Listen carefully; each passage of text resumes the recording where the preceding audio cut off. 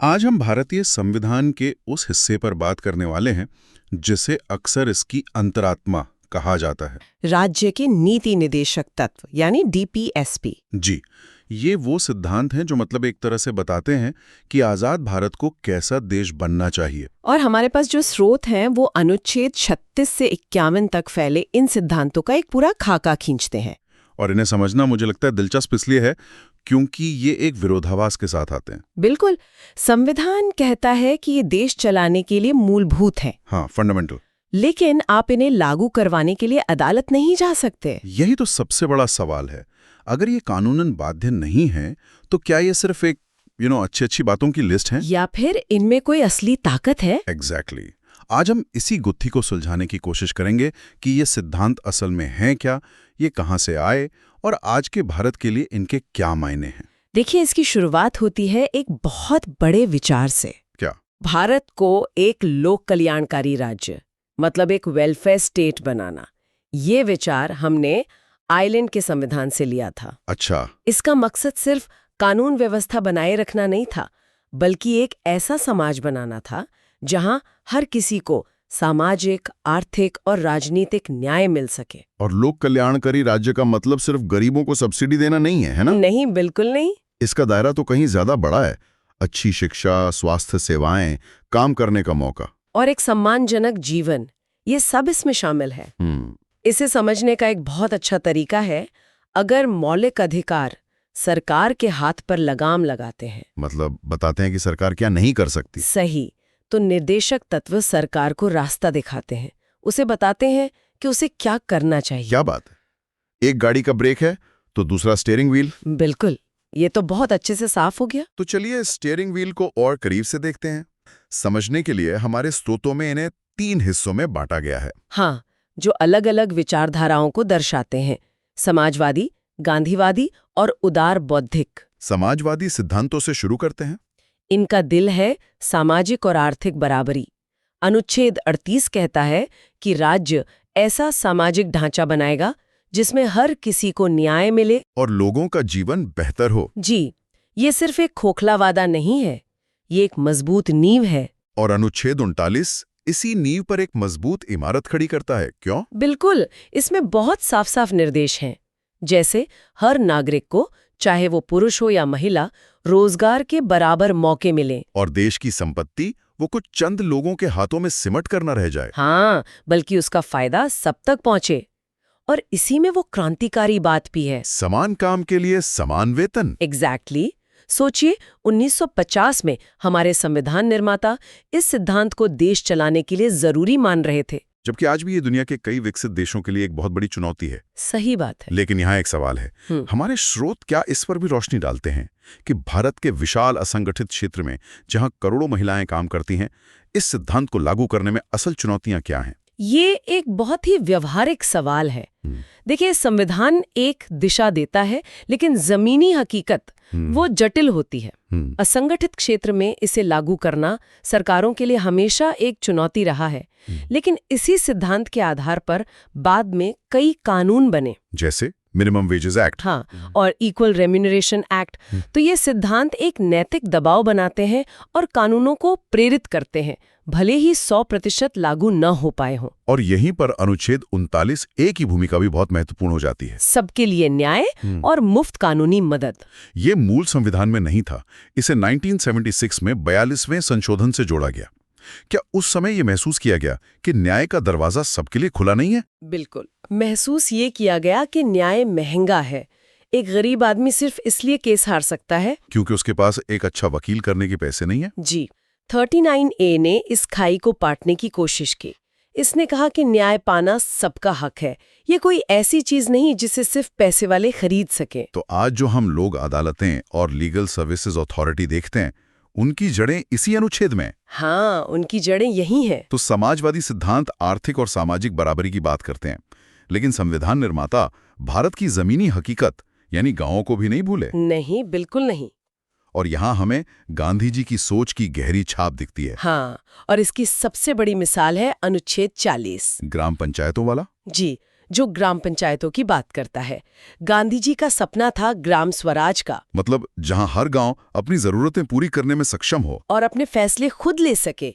ये अनुच्छेद उसी सपने को संवैधानिक जामा पहनाता है। ग्राम स्वराज के अलावा गांधीवादी सोच की छाप हमें और भी कई जगह दिखती है ना? हाँ, जैसे कुटीर उद्योगों को बढ़ावा देना, नशाबंदी की बात। सही।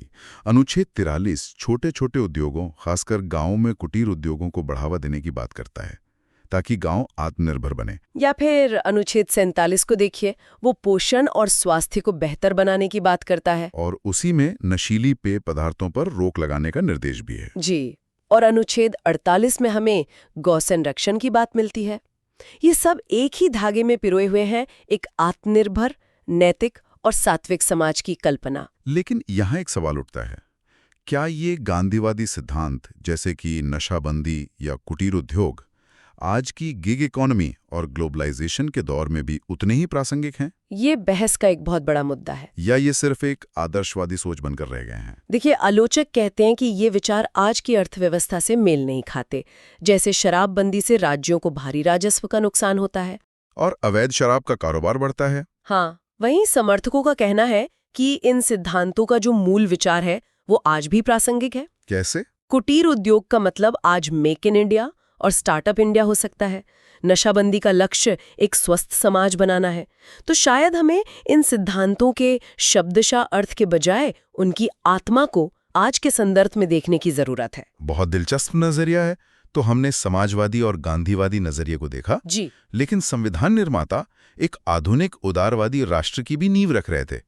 और वो झलक हमें सिद्धांतों की तीसरी श्रेणी में मिलती है। हाँ, और इस श्रेणी में शायद सबसे ज्यादा चर्चित और विवादास्पद अनुच्छेद है अनुच्छेद 44, समान नागरिक संहिता, यूनिफॉर्म सिविल कोड। इसका सीधा सा मतलब है कि शादी, तलाक, विरासत जैसे व्यक्तिगत मामलों में देश के सभी नागरिकों के लिए एक ही कानून हो, चाहे वे किसी भी धर्म के हों। जी, और हमारे स्रोत बताते हैं कि संविधान सभा में भी इस पर जबरदस्त बहस हुई थी। इसे एक प्रयास करेगा के तौर पर क्यों रखा गया?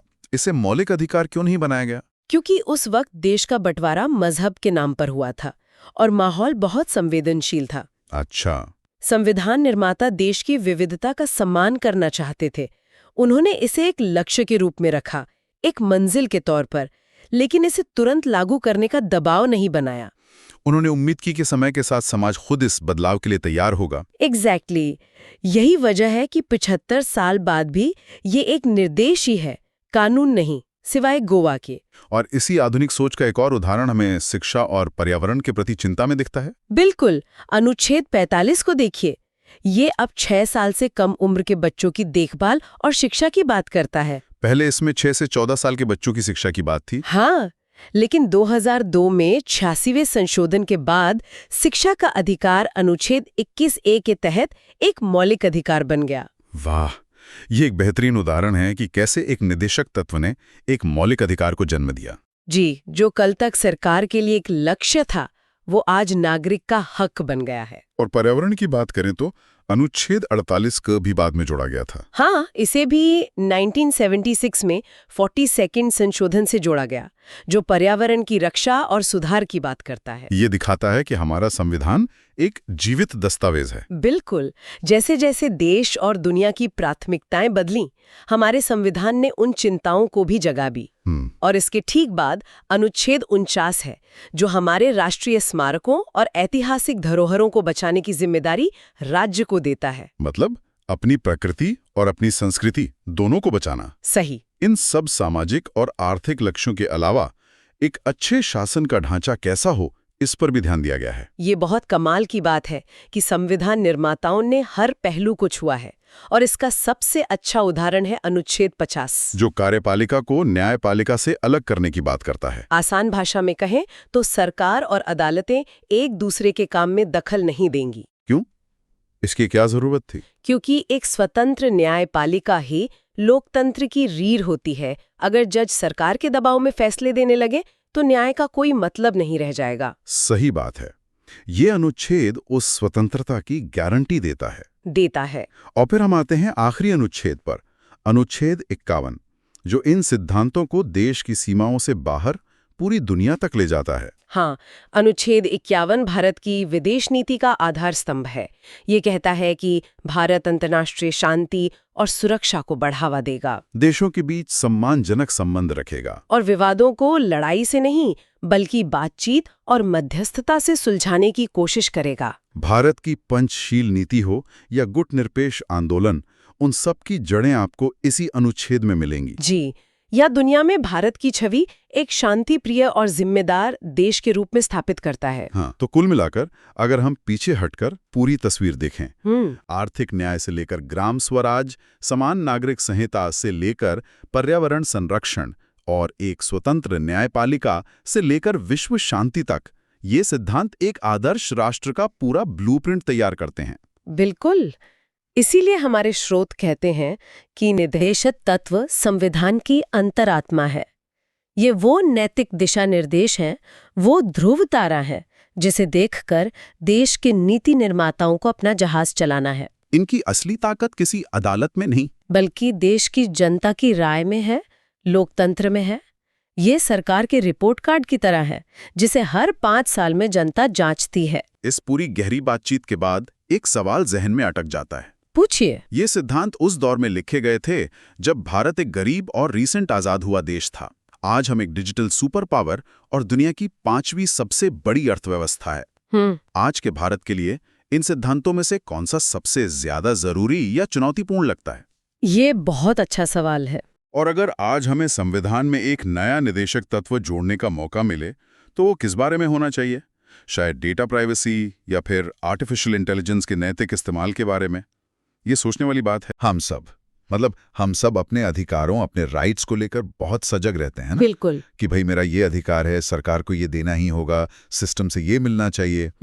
लेकिन उस सिक्के का दूसरा पहलू, हमारे कर्तव्य, हमारी ड्यूटीज, उसका क्या? और अक्सर ये है दूसरा पहलू चर्चा से गायब ही रहता है। हाँ, आज हम इसी दूसरे पहलू की गहराई में उतरने वाले हैं। हमारा विषय है भारतीय संविधान के मौलिक कर्तव्य यानी फंडामेंटल ड्यूटीज।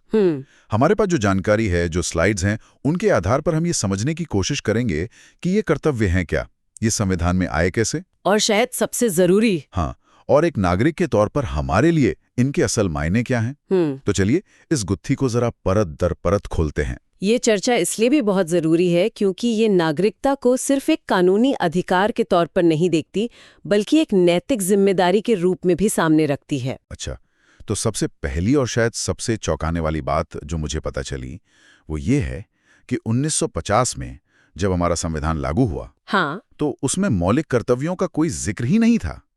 ये हमारे संविधान की जो मूल सोच थी उसका हिस्सा नहीं थे, बिल्कुल नहीं थे। तो ये बाद में जोड़े गए। ये कब और क्यों हुआ? हाँ, ये एक बहुत अहम ऐतिहासिक मोड़ है। इन्हें 1976 में 42nd संविधान संशोधन के जरिए जोड़ा गया था। 1976 मतलब आपातकाल का दौर। बिल्कुल, ये वो दौर था जब देश में इमरजेंसी लगी हुई थी। उस समय नागरिक अधिकारों और जिम्मेदारियों को लेकर एक बहुत बड़ी बहस छिड़ी हुई थी। सरकार का मानना था कि लोग सिर्फ अपने अधिकारों की बात कर रहे हैं, लेकिन देश के प्रति अपनी जिम्मेदारियों को भूल रहे हैं। ये तो बड़ा दिलचस्प है कि इन्हें आपातकाल के दौरान लाया गया, पर इसकी प्रेरणा कहाँ से मिली? क्या ये भारत का अपना विचार था? नहीं, और यहीं पर एक और रोचक मोड़ आता है।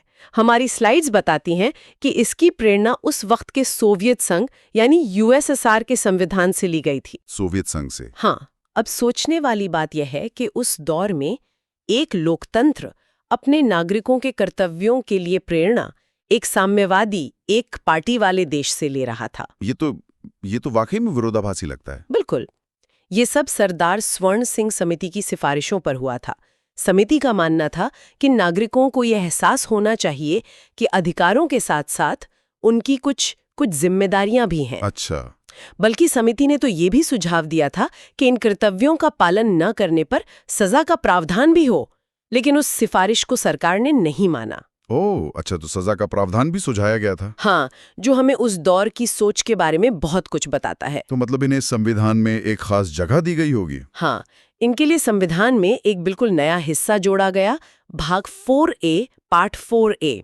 Part 4A। और इस पूरे हिस्से में सिर्फ एक ही अनुच्छेद है, अनुच्छेद 51 का आर्टिकल 51A, जिसमें सारे कर्तव्य एक साथ लिस्ट किए गए हैं। एक ही आर्टिकल में सब कुछ? हाँ, जब ये शुरू हुआ तो इसमें 10 कर्तव्य थे, लेकिन आज की तारीख में कुल 11 हैं। तो चलिए इन कर्तव्यों को समझते हैं। एक एक करके लिस्ट पढ़ने के बजाय क्या हम इन्हें कुछ विषयों में बांटकर देख सकते हैं? शायद उससे इनका मकसद बेहतर समझ आएगा। ये बहुत अच्छा सुझाव है। हम इन्हें मोटे तौर पर 4 हिस्सों में देख सकते हैं। ठीक है। पहला, राष्ट्र और संविधान के प्रति कर्तव्य। दूसरा, हमारे समाज के प्रति कर्तव्य। तीसरा, एक जिम्मेदार नागरिक के तौर पर हमारे कर्तव्य। और चौथा, व्यक्तिगत और राष्ट्रीय विकास से जुड़े कर्तव्य। ठीक है, तो पहले समूह से शुरू करते हैं, राष्ट्र के प्रति हमारे कर्तव्य। इसमें क्या क्या आता है? इसमें सबसे पहला और बुनियादी कर्तव्य है, जैसा स्लाइड में लिखा है, संविधान का पालन करना और उसके आदर्शों, संस्थाओं, राष्ट्रध्वज और राष्ट्रगान का आदर करना। ये तो बिल्कुल बेसिक है। हाँ, इसके साथ ही देश की संप्रभुता, एकता और अखंडता की रक्षा करना भी इसी में शामिल है। और चौथा कर्तव्य कहता है कि जरूरत पड़ने पर देश की रक्षा करें और राष्ट्र की सेवा के लिए हमेशा तैयार रहें। तो ये तीनों कर्तव्य एक तरह से राष्ट्र की नींव को मजबूत करने की बात करते हैं। संविधान को मानना, देश की एकता को बनाए रखना और जरूरत पड़ने पर उसकी रक्षा के लिए आगे आना। बिल्कुल, ये वो न्यूनतम अपेक्षा है जो एक देश अपने नागरिकों से करता है। ये हमारी राष्ट्रीय पहचान और निष्ठा का आधार है। अब आते हैं दूसरे समूह पर, हमारे समाज के प्रति कर्तव्य। मुझे लगता है ये सबसे ज्यादा चुनौतीपूर्ण और महत्वपूर्ण हिस्सा होगा। आप सही कह रहे हैं। यहीं पर संविधान का जो नैतिक और सामाजिक दर्शन है वो सबसे ज्यादा उभर कर आता है। इसमें एक कर्तव्य है स्वतंत्रता के लिए हमारे राष्ट्रीय आंदोलन को प्रेरित करने वाले उच्च आदर्शों को दिल में संजोए रखना। ये हमेशा इस कर्तव्य को लेकर एक सवाल रहा है। ये जो उच्च आदर्श की बात है, इसका मतलब क्या है? क्या ये गांधी जी के अहिंसा के आदर्श हैं या भगत सिंह के क्रांति के? दोनों के रास्ते तो बहुत अलग थे। ये बहुत ही सटीक सवाल है। एक आम नागरिक इसे कैसे समझे? और इसका जवाब है दोनों। संविधान किसी एक विचारधारा को नहीं, बल्कि उन सभी साझा मूल्यों को अपनाने की बात करता है जिनके लिए सबने मिलकर लड़ाई लड़ी, जैसे स्वतंत्रता, समानता, बंधुत्व अच्छा। और सांप्रदायिक सौहार्द। ये कर्तव्य हमें याद दिलाता है कि हमारी आज़ादी सिर्फ एक राजनीतिक घटना नहीं, बल्कि एक नैतिक जीत भी थी। इसी से जुड़ा हुआ अगला कर्तव्य है जो भाईचारे और महिला सम्मान की बात करता है। हाँ, 5वां कर्तव्य ये कहता है कि सभी भारतीयों में समरसता और भाईचारे की भावना का निर्माण करें, जो धर्म, भाषा या क्षेत्र के भेदभाव से परे हों, और साथ ही ऐसी प्रथाओं को त्यागे जो स्त्रियों के सम्मान के विरुद्ध हों। ये हमारे समाज के ताने बाने को मजबूत करने की बात है। और शायद इसी का विस्तार है छठा कर्तव्य, जो हमारी सामासिक संस्कृति यानी कॉम्पोजिट कल्चर की बात करता है। ये सामासिक संस्कृति शब्द सुनने में थोड़ा भारी लगता है। इसका असल मतलब क्या है? इसका मतलब सिर्फ गंगा जमुनी तहजीब नहीं है। इसका मतलब है कि उत्तर पूर्व का संगीत, दक्षिण भारत का खान पान, पंजाब का भांगड़ा और बंगाल का साहित्य, ये सब अलग अलग धागे मिलकर भारत की चादर बनाते हैं। वाह। ये कर्तव्य कहता है कि किसी एक धागे को दूसरे से बेहतर या कमतर ना समझें, बल्कि इस पूरी रंग बिरंगी चादर को ही हमारी असली पहचान और ताकत माने। ये विविधता को सहेजने का आह्वान है। ये बहुत खूबसूरत तरीके से समझाया आपने।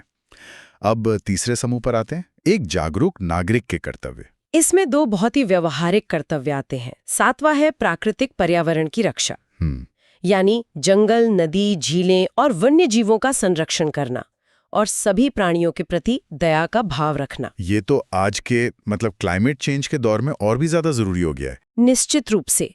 और 9वां कर्तव्य है सार्वजनिक संपत्ति को सुरक्षित रखना और हिंसा से दूर रहना। हाँ, ये बहुत जरूरी है। हम सबने देखा है कि किसी आंदोलन या प्रदर्शन के बाद जली हुई बसें या टूटे हुए सरकारी दफ्तर कैसे दिखते हैं। बिल्कुल। वो बस या दफ्तर किसी सरकार का नहीं, हमारा है। उसका नुकसान हमारा सामूहिक नुकसान है।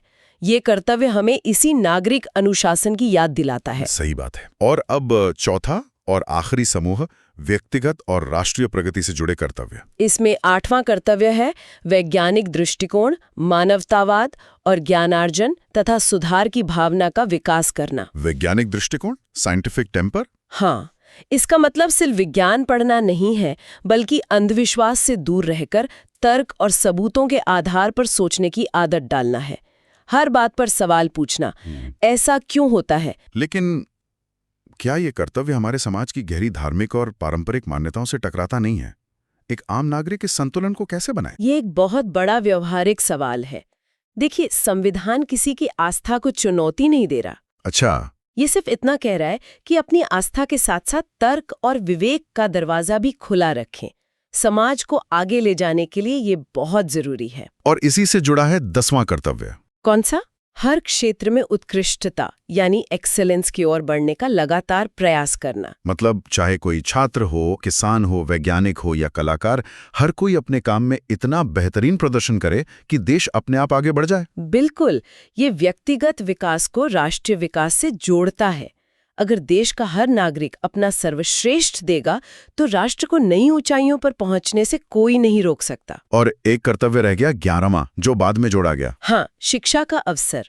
इसे 2002 में 86वें संविधान संशोधन के जरिए जोड़ा गया था। अच्छा, 2002 में? हाँ, ये कहता है कि 6 से 14 साल तक के बच्चों के माता पिता या अभिभावकों का ये कर्तव्य है कि वे उन्हें शिक्षा का अवसर प्रदान करें। दिलचस्प बात यह है कि इसी संशोधन से शिक्षा के अधिकार को एक मौलिक अधिकार भी बनाया गया था।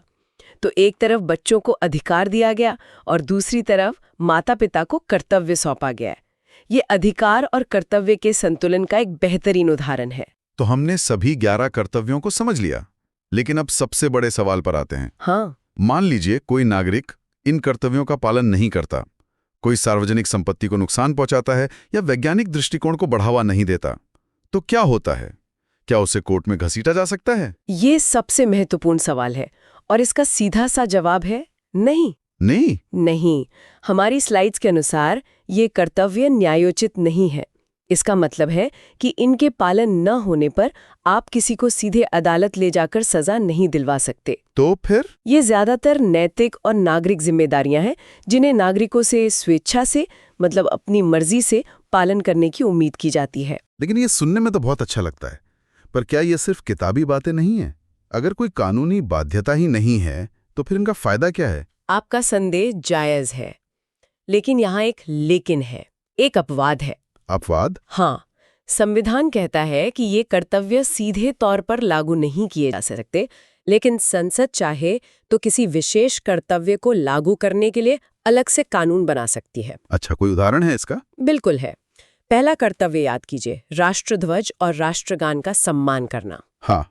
अब ये अपने आप में एक नैतिक कर्तव्य है, लेकिन इसे कानूनी जामा पहनाने के लिए संसद ने राष्ट्रीय गौरव अपमान निवारण अधिनियम बनाया है। Prevention of insults to national honour act. बिल्कुल। इस कानून के तहत अगर कोई राष्ट्रध्वज या संविधान का अपमान करता है तो वो एक दंडनीय अपराध है। तो जहां संसद को जरूरी लगता है वो इन नैतिक कर्तव्यों को कानून का सहारा दे सकती है। समझ गया। तो ये एक तरह से हमारे लिए एक नैतिक दिशा निर्देश या मॉरल कंपास की तरह है, लेकिन जरूरत पड़ने पर सरकार इन्हें कानूनी तौर पर लागू भी कर सकती है। आपने एकदम सही समझा। अंत में, जैसा कि स्लाइड में भी लिखा है, मौलिक कर्तव्य एक जिम्मेदार और जागरूक नागरिक की पहचान है। ये हमें लगातार याद दिलाते हैं कि नागरिकता सिर्फ अधिकार मांगने का नाम नहीं, बल्कि जिम्मेदारियां निभाने का भी नाम है। तो आज की इस पूरी चर्चा को अगर समेटना हो, हमने ये समझा कि मौलिक कर्तव्य हमारे मूल संविधान का हिस्सा नहीं थे। इन्हें 1976 में आपातकाल के दौरान सोवियत संघ से प्रेरणा लेकर जोड़ा गया। हमने भाग 4 का और अनुच्छेद 51 क के तहत दिए गए सभी 11 कर्तव्यों को विषय के हिसाब से बांटकर समझा। और सबसे अहम बात, हमने ये जाना कि ये सीधे तौर पर कानूनी रूप से बाध्यकारी नहीं है, बल्कि ये एक जिम्मेदार नागरिक के लिए नैतिक दिशा निर्देश हैं। बिल्कुल। और ये पूरी चर्चा एक गहरे सवाल पर आकर खत्म होती है, जिस पर हर किसी को सोचना चाहिए। क्या सवाल है वो? ये तो तय है कि ये कर्तव्य एक आदर्श नागरिक की रूपरेखा है, लेकिन सोचने वाली बात यह है कि ये कर्तव्य है किसके प्रति? क्या ये सिर्फ राज्य या सरकार के प्रति हमारी जिम्मेदारी है, या हमारे साथ रहने वाले दूसरे नागरिकों के प्रति हमारी जिम्मेदारी है? अच्छा। या फिर एक बेहतर समाज बनाने के लिए ये खुद के प्रति हमारी अपनी जिम्मेदारी है? हम अधिकार तो राज्य से मांगते हैं, पर ये कर्तव्य हम किसके लिए निभाते हैं? ये एक ऐसा सवाल है जो इन कर्तव्यों को महज संविधान की एक सूची से निकालकर हमारे रोजमर्रा के फैसलों और हमारे चरित्र का हिस्सा बना सकता है। सरकार कैसे काम करती है? हम रोज राष्ट्रपति, संसद, सुप्रीम कोर्ट ये सब नाम सुनते हैं, अखबारों में पढ़ते हैं, लेकिन क्या हम सच में जानते हैं कि इनकी पीछे की जो मशीनरी है वो चलती कैसे है? मतलब कौन असली फैसले लेता है और किसके पास कितनी ताकत है? ये एक ऐसा सवाल है जो मुझे लगता है हर नागरिक के मन में कभी ना कभी तो आता ही है, और इसका जवाब छिपा है भारतीय संविधान के सबसे बड़े और शायद सबसे जरूरी हिस्से में, भाग 5, जिसे संघ या द यूनियन कहते हैं। भाग 5। हाँ, और ये कोई मामूली चैप्टर नहीं है। इसमें पूरे 100 अनुच्छेद हैं, आर्टिकल 52 से 151 तक। ये केंद्र सरकार का पूरा ब्लूप्रिंट तैयार करते हैं। तो आज हम इसी ब्लूप्रिंट की गहराई में उतरेंगे। हमारा मकसद सिर्फ ये जानना नहीं है कि कौन क्या करता है, बल्कि ये समझना है कि कैसे संविधान बनाने वालों ने ताकत का एक ऐसा ताना बाना बुना जहां कोई भी अकेला सबसे शक्तिशाली न बन पाए। बिल्कुल, एक संतुलन बनाया। हाँ, एक संतुलन। तो हम इसे वैसे ही समझेंगे जैसे संविधान में दिया गया है, कार्यपालिका, विधायिका और न्यायपालिका के ढांचे में। चलिए शुरू करते हैं। तो शुरुआत करते हैं सरकार के पहले स्तंभ से, कार्यपालिका, एग्जीक्यूटिव। ये वो हिस्सा है जो देश को चलाता है, जो फैसले लागू करता है, और इसके शिखर पर है भारत के राष्ट्रपति। हाँ, और संविधान की शुरुआत ही देखिए कितनी साफ और मजबूत है। पहला ही अनुच्छेद 52 कहता है भारत का एक राष्ट्रपति होगा, बस। एक सीधी सी लाइन। हाँ, लेकिन इस सीधी सी लाइन में ही एक बहुत बड़ा संदेश छुपा है। संविधान बनाने वालों ने राजा, महाराजा या शासक जैसे शब्द इस्तेमाल नहीं किए, उन्होंने राष्ट्रपति पद बनाया। ये दिखाता है कि देश का प्रमुख कोई वंशानुगत शासक नहीं, बल्कि एक चुनावा प्रतिनिधि होगा। यहीं से भारत के एक गणतंत्र, एक रिपब्लिक होने की नींव पड़ती है। बिल्कुल। और इसके ठीक बाद अनुच्छेद 53 में कहा गया है कि संघ की सारी कार्यकारी शक्ति, मतलब एग्जीक्यूटिव पावर, राष्ट्रपति में ही होगी। ये तो बड़ा विरोधाभासी लगता है। एक तरफ हम कहते हैं कि सारी शक्ति राष्ट्रपति के पास है, लेकिन असल में हम देखते हैं कि सारे बड़े फैसले तो प्रधानमंत्री लेते हैं। ये बेच नहीं, बल्कि यही संसदीय लोकतंत्र की खूबसूरती है। इसे समझने के लिए हमें 2-3 अनुच्छेदों को एक साथ देखना होगा। देखिए, एक तरफ तो संविधान राष्ट्रपति को बहुत बड़ी शक्तियां देता है, जैसे अनुच्छेद 72, जो उन्हें क्षमादान की शक्ति देता है, किसी की सजा माफ करने की शक्ति। हाँ, ये अपने आप में एक बहुत बड़ी ताकत है। लेकिन दूसरी तरफ उसी संविधान में राष्ट्रपति को हटाने का एक बहुत मुश्किल रास्ता भी दिया गया है, महाभियोग या इम्पीचमेंट, अनुच्छेद 61। अच्छा, तो ये एक तरह का चेक एंड बैलेंस हो गया। एग्जैक्टली, ये दिखाता है कि कोई भी पद, चाहे कितना भी बड़ा क्यों ना हो, जवाबदेही से ऊपर नहीं है। ठीक है, लेकिन मेरा सवाल वही है, असली शक्ति का केंद्र कहाँ है? हाँ, तो अब आते हैं आपके उस सवाल पर। इसका जवाब हमें मिलता है अनुच्छेद 74 में। ये अनुच्छेद कहता है कि राष्ट्रपति को सलाह और सहायता देने के लिए एक मंत्रिपरिषद यानी काउंसिल ऑफ मिनिस्टर्स होगी, जिसका मुखिया प्रधानमंत्री होगा। और सबसे जरूरी बात, राष्ट्रपति को उस सलाह के अनुसार ही काम करना होगा। अच्छा, तो इसका मतलब ये हुआ कि राष्ट्रपति देश के प्रमुख, हेड ऑफ स्टेट तो है। हाँ, लेकिन सरकार के प्रमुख, मतलब हेड ऑफ गवर्नमेंट, प्रधानमंत्री हैं। सारे फैसले प्रधानमंत्री और उनकी कैबिनेट लेती है, और राष्ट्रपति उन पर एक तरह से राष्ट्र की मुहर लगाते हैं। आपने बिल्कुल सही समझा। यही भारत को ब्रिटेन की तरह एक संसदीय लोकतंत्र बनाता है। राष्ट्रपति एक तरह से राष्ट्र की एकता और सम्मान के प्रतीक हैं, जबकि रोजमर्रा का शासन चलाने की जिम्मेदारी उस सरकार की है जिसे लोगों ने लोकसभा में चुनकर भेजा है। और सरकार को कानूनी सलाह देने के लिए भी तो एक पद है। हाँ, अनुच्छेद 76 के तहत भारत का महान्यायवादी यानी अटॉर्नी जनरल, जो सरकार का सबसे बड़ा वकील होता है। तो ठीक है, हमने देखा कि फैसले लेने की असली ताकत प्रधानमंत्री और उनकी कैबिनेट के पास है, लेकिन वो अपनी मनमर्जी से कुछ भी नहीं कर सकते। उन्हें अपने हर काम के लिए एक संस्था को जवाब देना होता है, और वहीं से देश के कानून भी बनकर आते हैं। हम बात कर रहे हैं संसद की। और यहाँ भी एक आम गलतफहमी को दूर करना बहुत जरूरी है। जब हम संसद कहते हैं तो ज्यादातर लोगों के दिमाग में सिर्फ लोकसभा और राज्यसभा की तस्वीरें आती हैं, है ना? हाँ, बिल्कुल। लेकिन संविधान के मुताबिक अनुच्छेद 79 कहता है कि संसद 3 चीजों से मिलकर बनती है: राष्ट्रपति, लोकसभा और राज्यसभा। ये तो बहुत अहम बात है। मतलब राष्ट्रपति संसद का एक अभिन्न अंग है। कोई भी बिल या विधेयक तब तक कानून नहीं बन सकता जब तक उस पर राष्ट्रपति के दस्तखत न हो जाएं। बिल्कुल, और ये सिर्फ एक टेक्निकल फॉर्मेलिटी नहीं है, इसके पीछे एक गहरा मतलब है।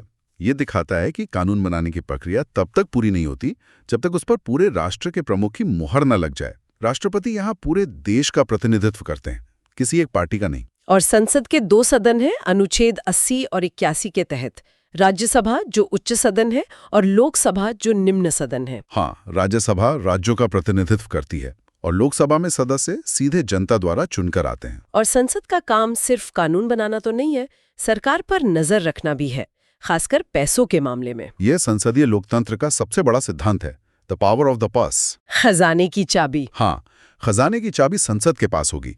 जनता का पैसा जनता के प्रतिनिधियों की मर्जी से ही खर्च होगा। यहाँ एक मजेदार बात है जो अक्सर लोग नहीं जानते। हम सब हर साल बजट का इंतजार करते हैं, लेकिन क्या आपको पता है कि हमारे संविधान में बजट शब्द का जिक्र कहीं भी नहीं है? हाँ, ये सच है। ये बहुत लोगों को चौंकाता है। संविधान में इसके लिए जो शब्द इस्तेमाल हुआ है अनुच्छेद 112 में, वो है वार्षिक वित्तीय विवरण, यानी एनुअल फाइनेंशियल स्टेटमेंट। तो बजट एक आम बोलचाल का शब्द है। बिल्कुल। और पैसे से जुड़े बिल, जिन्हें धन विधेयक या मनी बिल कहते हैं, अनुच्छेद 110, उनके मामले में लोकसभा को ज्यादा ताकत दी गई है, क्योंकि लोकसभा सीधे जनता की प्रतिनिधि है। सही। लेकिन सोचिए, अगर किसी बिल पर लोकसभा और राज्यसभा में सहमति न बन पाए, तब क्या होगा? क्या वो बिल हमेशा के लिए अटक जाएगा? नहीं, उसके लिए भी संविधान में एक रास्ता है।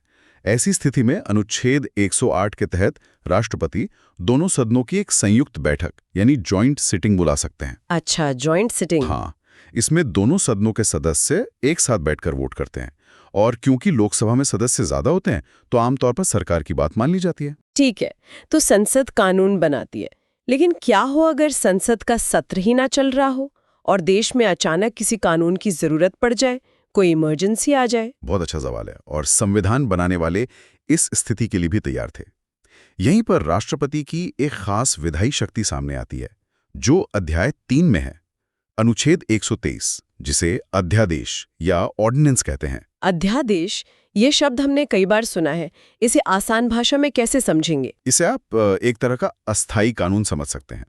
जब संसद छुट्टी पर हो, यानी सत्र न चल रहा हो, और सरकार को लगे कि किसी मुद्दे पर तुरंत कानून बनाना जरूरी है, तो कैबिनेट की सलाह पर राष्ट्रपति एक अध्यादेश जारी कर सकते हैं। और इसकी ताकत? इसकी ताकत और असर बिल्कुल संसद के बनाए कानून जैसा ही होता है। तो ये एक तरह की इमरजेंसी पावर हुई, लेकिन क्या इसका गलत इस्तेमाल भी हो सकता है? कई बारी आरोप लगते हैं कि सरकारें संसद को बाईपास करने के लिए अध्यादेश का रास्ता अपनाती हैं। ये एक बहुत ही जायज चिंता है और इस पर हमेशा बहस होती रहती है। इसीलिए संविधान ने इस पर एक चेक भी लगाया है। ये अध्यादेश हमेशा के लिए नहीं होता।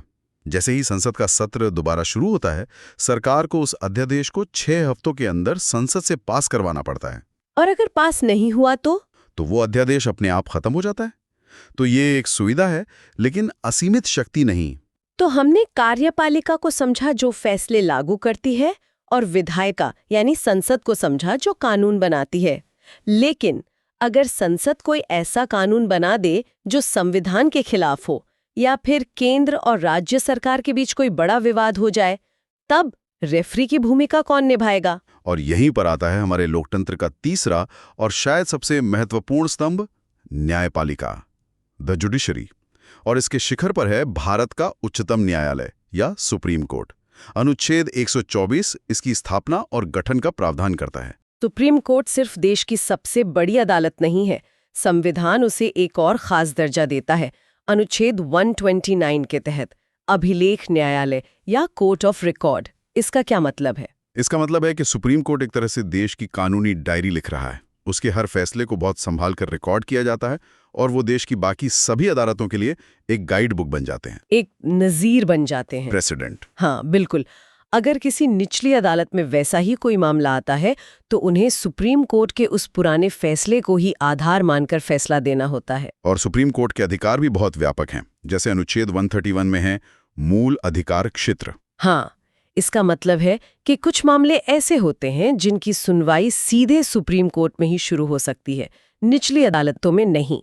जैसे अगर भारत सरकार और किसी राज्य सरकार के बीच कोई झगड़ा हो जाए या दो राज्यों के बीच पानी या सीमा को लेकर कोई विवाद हो। अच्छा, ये इतने बड़े मामले हैं कि इन्हें सुलझाने की जिम्मेदारी सीधे सुप्रीम कोर्ट को दी गई है। बिल्कुल। एक और दिलचस्प शक्ति है अनुच्छेद 143 में, जिसके तहत राष्ट्रपति भी सुप्रीम कोर्ट से सलाह मांग सकते हैं। हाँ, ये परामर्शदात्री शक्ति है। अगर राष्ट्रपति को लगता है कि कानून से जुड़ा कोई बहुत अहम और सार्वजनिक महत्व का सवाल खड़ा हो गया है, तो वो उस पर सुप्रीम कोर्ट की राय मांग सकते हैं। हालांकि ये सिर्फ एक सलाह होती है, सरकार इसे मानने के लिए बाध्य नहीं है, लेकिन ये दिखाता है कि संविधान के रक्षक के तौर पर सुप्रीम कोर्ट की भूमिका कितनी अहम है। तो हमने सरकार के तीनों अंगों को देख लिया, कार्यपालिका, विधायिका, न्यायपालिका, तीनों के काम बटे हुए हैं, तीनों एक दूसरे पर नजर रखते हैं।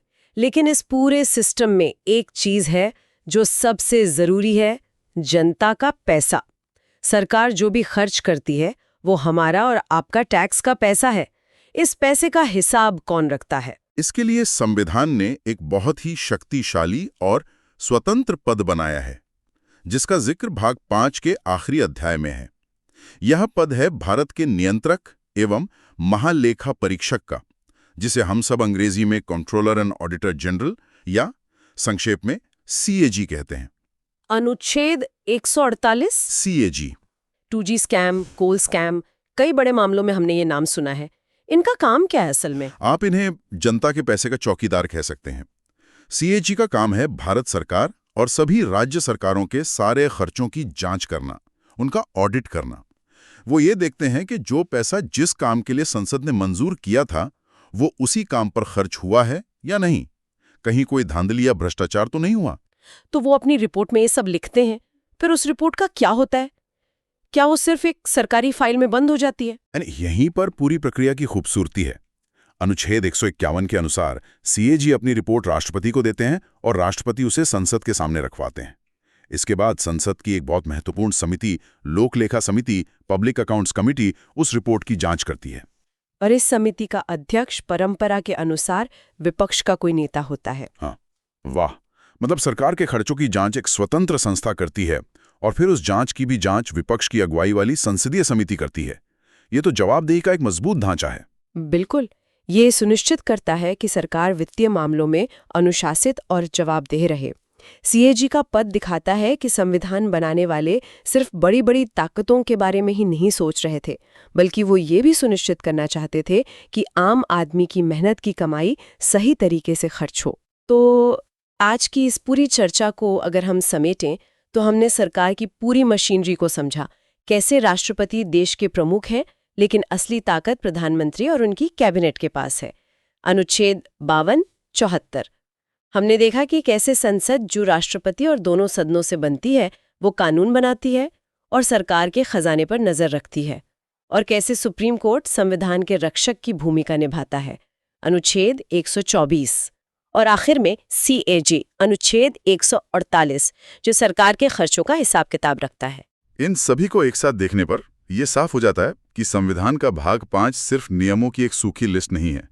ये भारतीय लोकतंत्र की धड़कन है। ये कार्यपालिका, विधायिका और न्यायपालिका के बीच ताकत का एक बहुत ही नाजुक लेकिन सुंदर संतुलन बनाता है। यह सुनिश्चित करता है कि ताकत किसी एक जगह पर इकट्ठी ना हो जाए और शासन जवाबदेही के साथ चले। हमने देखा कि कैसे संविधान ने शासन के अलग अलग अंगों के लिए एक साफ ढांचा तैयार किया और उनके बीच ताकतों का एक संतुलन बनाया। यहाँ सोचने के लिए एक दिलचस्प सवाल ये है, संविधान बनाते वक्त जो संतुलन सोचा गया था, क्या आज भी वो वैसा ही है, या फिर समय, राजनीति और समाज के दबाव में इन संस्थाओं में से कोई ज्यादा ताकतवर और कोई थोड़ा कमजोर हुआ है? ये एक ऐसा सवाल है जिस पर हम सबको सोचना चाहिए।